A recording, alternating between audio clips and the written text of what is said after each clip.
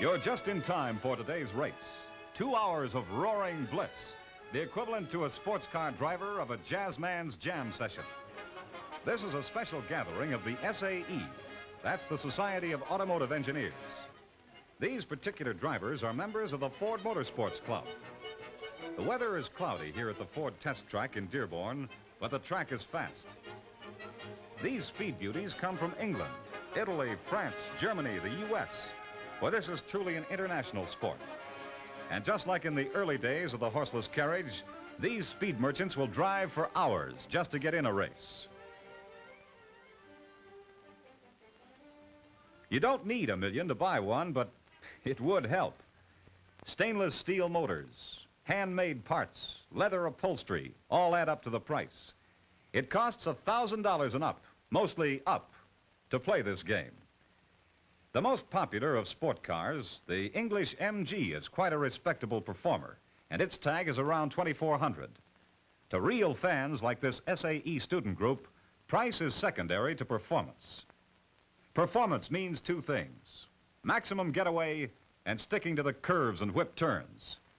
But there's a time for theory and a time for practice, when all the dual cams, blowers, straight pipes, and compression ratios are tallied into one small figure on a score sheet: the time between start and finish over a given distance.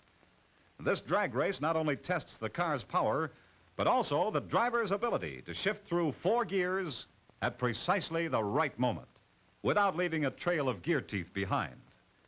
The really expert ignore the clutch, what the British call an excellent boxman. Performance? Well, some of these cars are capable of hitting 150 miles an hour inside of 2 city blocks, a practice definitely not recommended while driving downtown. Beautiful examples of handmade bodies, many parts individually formed around wooden molds, purely functional in appearance and style.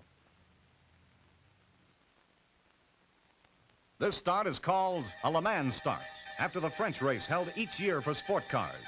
A 24-hour test of car performance and driver ability.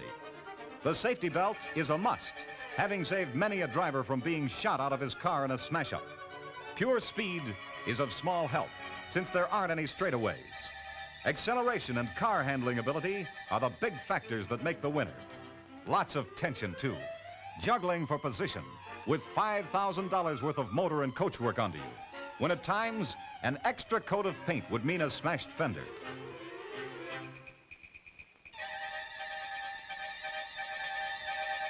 Up the Ford Test Track hill, you feel like a plane climbing for a stall. No passing here. You're lucky just to get over the top.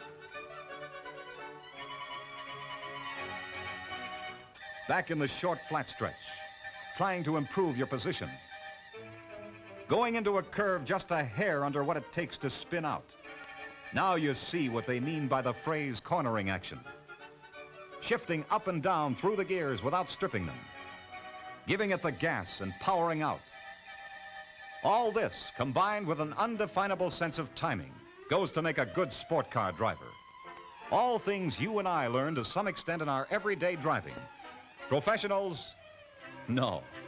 Just the man next door. Amateurs, who make up the Ford Motorsports Club, one of many over the country. Driving for the pure, exhilarating pleasure of the sport. The joy of handling a beautifully designed and machined car with skill, speed, and safety.